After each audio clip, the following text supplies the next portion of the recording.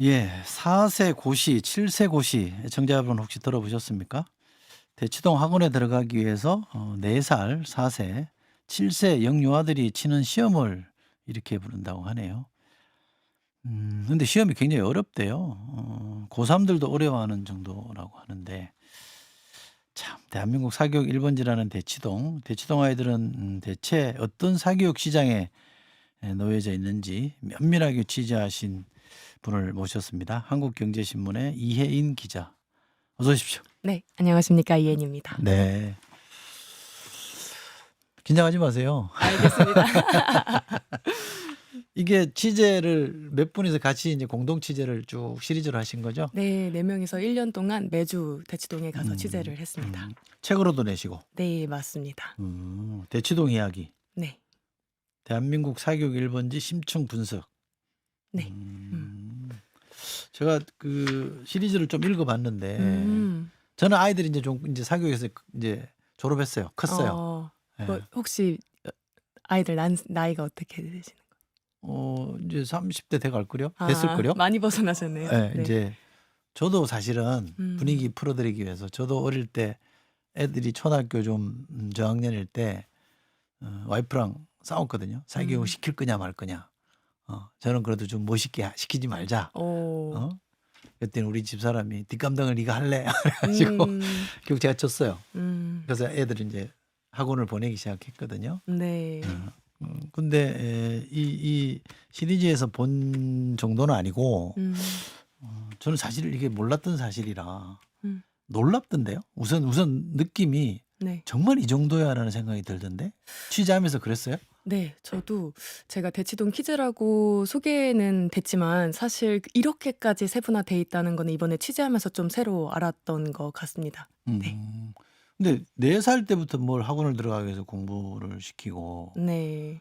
그 수준도 굉장히 높고 네, 여기 네. 뭐 기사 보니까 엄청나던데 맞아요. 제가 첫 느낌은 애를 키우는 게 아니라 무슨 슈퍼 키즈를 키우는 거 아닌가 이런 생각이 들 정도로 놀랍던데 네, 실제로 맞습니다. 4살 때 뭐를 고시를 해요? 공부를 해야 돼요? 그쵸. 왜냐면 이제 4살이면 영어 애인데? 유치원. 그쵸. 애긴데? 애기예요. 예. 애기인데 영어 유치원이 사실은 사교육의 첫 단추다라고 생각하시는 분들이 많다 보니까 영어 유치원을 잘 보내려면 그 영어 유치원 레벨 테스트에 통과를 해야 되잖아요. 4세 고시에. 그러니까 그거를 위한 학원을 다니고 선행학습을 하고 이런 게 되게 만연해 있는 것 같습니다. 근데 우리 예인 기자도 대치동 퀴즈예요? 네, 저는 또래보다 이르게 간 건 아니고 이제 한영 외국어 고등학교를 입학하기 직전 그리고 고등학교를 다니면서 대치동을 조금 세게 맛봤다고 할 수 있을 것 같습니다. 그때 그러면 거기가 어떻게 돌아가는지를 직접 네. 체험하신 거네? 그렇죠. 학교만큼 학원을 열심히 다녔으니까 그랬던 것 같습니다. 취업하는 데는 도움이 됐겠어요? 취업하는데요. 상당히 도움이 됐다고 말해도 될까요? 제가 이 기사 중에 하나를 이 책에도 아마 나와 있을 텐데요. 미도 아파트에 사는 6살 A군의 사례를 적시해 놨는데 우리 네. 애청자 여러분 들으면 깜짝 놀랄 것 같아요. 매일 오전 8시부터 일과가 시작된대요. 아침에는 영어 애니메이션이나 동요를 들으면서 등교 준비를 해요. 네. 셔틀버스 타고 9시까지 영어 유치원에 등교하고 오후 3시까지 원어민 선생님과 지내고 3시 30분에 하교를 해서 집에서 간식 먹고 그다음에 피아노 학원 수영 교실 가고 5시께 집에 돌아오면 저녁 밥 먹기 전에 유치원 숙제나 수학 연산 학습지를 하고 저녁 밥 먹고 나서는 과외 선생님이 오고 와 영어 회화 수업 한글 수학 학습지 선생님이 주 1, 2회 오고 주 1회는 사고력 수학 학원에 다니고 자기 전 30분 책 독서도 해야 되고 취침 시간에는 성장에 좋다는 이유로 오후 10시 이전에는 자야 되고 네. 이거 하기 어렵겠는데? 맞아요. 애들이 저도 따라가기 어렵겠는데요? 맞습니다. 성인인 저도 하기 어려운 스케줄인 것 같습니다. 돈이 엄청 들죠. 우선 돈 돈이 문제부터. 엄청 듭니다. 얼마나 들어요? 여기 사교육 시장이 어떻게 돼요? 사교육 시장의 전체 규모 자체는 사실 2023년 기준으로 27조 원으로 와, 엄청나다 그죠? 같은 해 현대자동차 그리고 뭐 기아자동차 영업이익을 뛰어넘었다고 하더라고요. 네.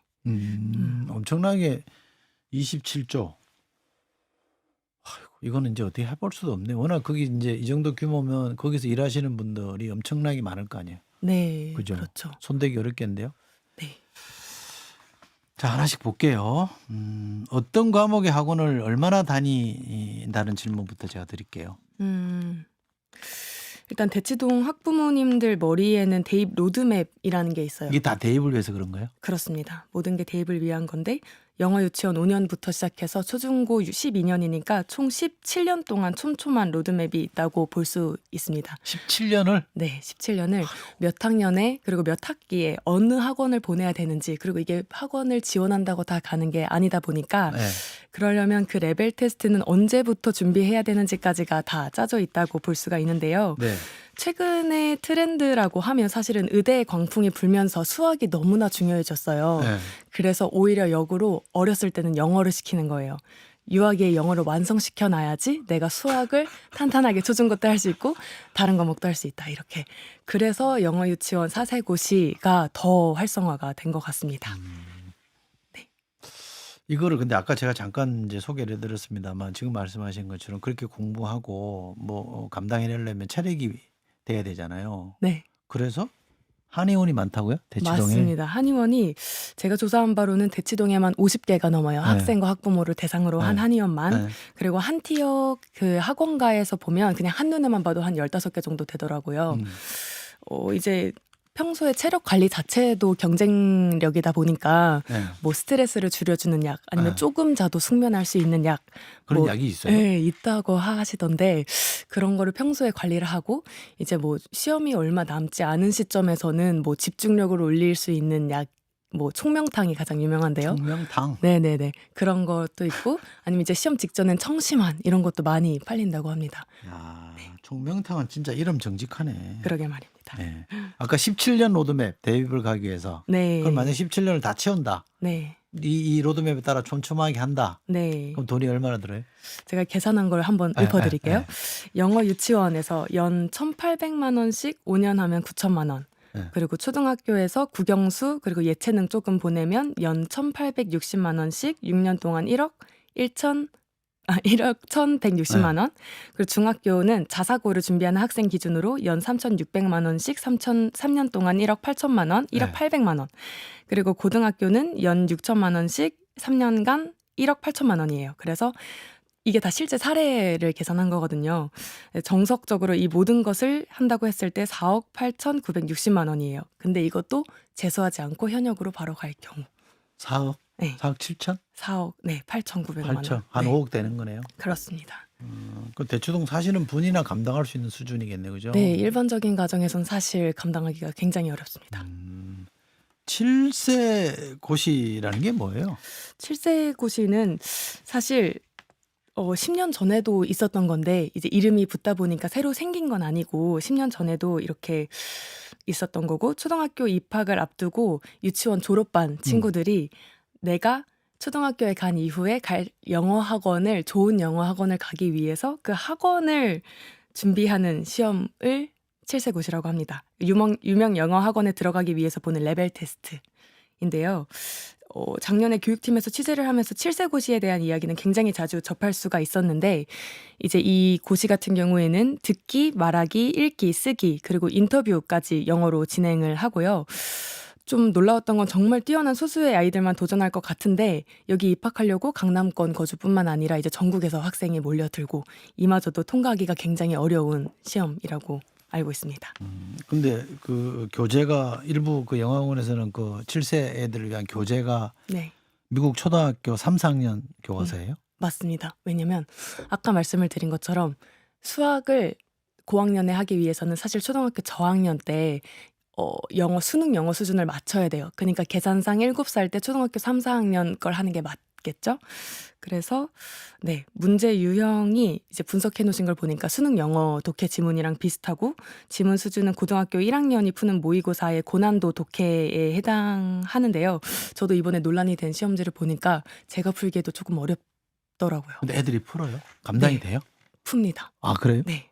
어렸을 때부터 고도로 훈련이 된 친구들은 또 그거를 맘카페를 들여다보면 이게 예를 들어서 영어 시험이 2시간짜리면 우리 아이가 45분 만에 풀고 나왔다. 이것 또한 또 자랑이 되는 거예요. 그거를 풀고 못 풀고의 문제가 아니라 이걸 얼마나 빨리 풀었는지, 얼마나 내가 이걸 여유 있게 풀었는지 이런 것까지도 다 이렇게 대화 주제가 되는 것 같습니다. 좀 무섭다는 생각이 드는데 무슨 공부 기계를 만드는 듯한 아이인데 네. 저도 이제 이렇게 뭐 시간을 좀 자유롭게 쓰는 편이니까 다니다 보면 휴일에도 아이들이 큰 이제 백팩 메고 네. 잔뜩 책 넣어가지고 이제 힘들어하면서 이제 학원 여기저기 쫓아다니는 거 보면 좀 안쓰럽거든요. 맞아요. 보기에. 네. 그런데 그 친구들은 그래도 제가 볼 때 한 고등학생쯤 돼 보이는 것 같은데 네. 근데 아직도 애를 이렇게 야 감당 안 되네. 근데 이런 좋은 학원에 좋은 학원 표현이 맞는지 모르겠지만 이런 인기 좋은 학원에 보내기 위해서 또 다른 학원 가서 공부를 하게 해요? 네, 정확하십니다. 그렇게도 해요? 네. 왜냐면 그냥 자연적으로 체득하거나 성장 과정에서 체득하거나 아니면 가정에서 가르쳐서 되는 게 아니다 보니까요. 말씀드린 것처럼 이제 유치원 졸업반 아이들이 프랩 학원이라는 데를 다녀요. 프랩 학원이라는 건 아까 말씀드린 것처럼 영어 학원 레벨 테스트를 준비하는 학원, 영어 학원이 아니라. 그래서 프랩 학원을 다니거나 아니면 과외를 받는 일이 굉장히 흔하고요. 그리고 매년 10월부터 11월까지가 이제 본격 입학 시즌인데 그때 전까지 준비를 끝내야 된다는 게 이제 프랩 학원들의 홍보 문구입니다. 뭐 전문가가 지적 학대 수준이라는 평을 한다는데 그 말이 아주 틀려 보이지는 않은데 뭐 부모 마음이야 좋은 뜻으로 하는 거긴 할 텐데 좀 짠하네. 애 생각하면. 네. 돼지 엄마는 뭐예요?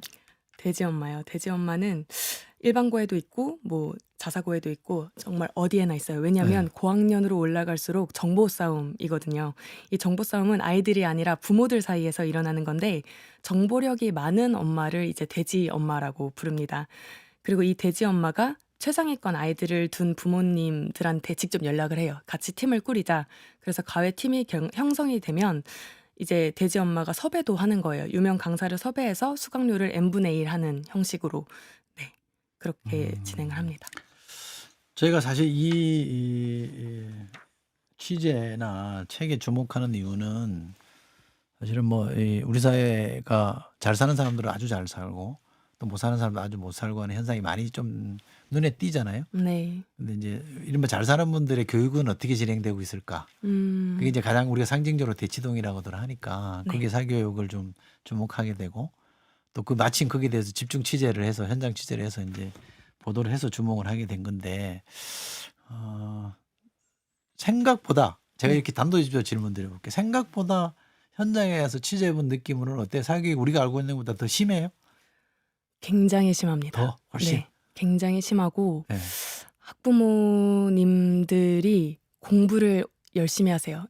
어떤 학부모님들이 식이냐면 공부를 열심히 해요? 네. 왜냐하면 숙제를 같이 해줘야 되니까. 이게 아이가 감당할 수 있는 수준이 아니다 보니까 혼자 숙제를 하는 일보다는 이제 학부모님이 조금 잘 아는 학부모님이라면 학부모님이 같이 하는 경우가 대부분이고 네. 그게 아니면 이 학원 숙제를 위한 과외를 또 붙여요. 그러다 보니까 예를 들어 학원 교재가 나오면 한 권만 사서 아이를 주는 게 아니라 2권을 사서 나도 푼다. 내가 먼저 풀어보고 아이한테 설명을 해줄 수 있어야 된다. 이렇게 할 정도로 열의가 굉장히 높고 사실 제가 이제 10년 만에 대치동을 다시 이제 제 3자로서 가본 건데요. 보이는 풍경은 더하면 더해졌던 것 같아요. 그래서 말씀드린 것처럼 이제 어머니들이 아이를 끼고 그 학원과 학원 사이에 학원 숙제를 도와주고 있는 풍경이 굉장히 많고 아이들이 예전에도 그랬지만 이제 키가 안 크니까요. 학원 교재가 너무 무거운데 키가 안 클까 봐 캐리어에 끌고 다녀요. 정말 작은 아이들이 미취학 아동인 것 같은 아이들이. 캐리어에? 네, 그렇습니다. 그런 풍경들은 네, 없어지지가 않는 그러니까 것 본인도 같습니다. 차도 막 태워주고 그러잖아요. 학원. 그렇습니다. 꽉 라이딩이라 막히잖아요. 그러나요? 네, 라이딩 맞습니다. 그죠? 네. 우리 현장 취재하신 기자분한테 좀 이런 질문 드리기가 좀 그런데 네. 어떻게 해야 됩니까 이거? 이거 다 그러니까요. 걱정이네요. 사실 제가 취재를 이제 교육부 출입을 하면서 정책 취재도 좀 많이 했었는데 살펴보면 그동안 성공을 했던 사교육 정책이 없었더라고요. 지금까지 거의 모든 정부가 수많은 대책을 나눴는데 그렇죠. 사교육비는 거의 매년 역대 그렇죠. 최고, 역대 예, 최고 그렇죠. 이렇게 그렇죠. 나왔습니다. 예. 이제 왜냐하면 개인에게는 데이터가 없기 때문인데요. 이제 새로운 제도를 이렇게 만들어내면 이게 정착될 때까지 사교육 의존도가 훨씬 높아진다는 게 이제 입시 관계자분들의 말씀이에요. 그래서 새로운 정책이 나올 때마다 학부모님들은 오히려 정부보다는 사교육을 믿고 그냥 정부의 대책이 어떤 대책이라기보다는 그냥 현상 변화구나, 트렌드가 변했구나 이렇게 받아들이는 측면이 좀 큰 것 같습니다. 그래서 작년에 2028 대입 개편안도 발표가 됐거든요. 네. 왜냐하면 이제 킬러 문항 같은 네, 게 네, 또 네. 화제가 되면서 공정과 안정을 갖춘 이제 입시 제도를 만들자 했지만 결과는 좀 달랐어요. 개편안을 요약해 보면 범위를 넓히고 난도를 낮추자 이런 건데 이 대치동은 이 변화를 어떻게 받아들였냐면 공부해야 하는 양이 많아졌다. 우리에겐 시간이 부족하다. 그래서 국영수뿐만 아니라 사회 과학까지도 선행학습해야 된다. 이렇게 흘러가게 된 것 같습니다. 알겠습니다. 저나 우리 청취하신 분들이나 교육 불평등 또는 교육의 현실에 대해서 경각심을 갖는 계기가 되면 좋겠습니다. 그런 차원에서 인터뷰를 준비했는데 다시 한번 환기시키는 차원으로 이해해 주시면 좋겠습니다. 바쁘실 텐데 나와주셔서 한국경제 이혜은 기자 고맙습니다. 감사합니다. 김현정의 뉴스쇼는 시청자 여러분의 참여를 기다립니다. 구독과 좋아요, 댓글 잊지 않으셨죠?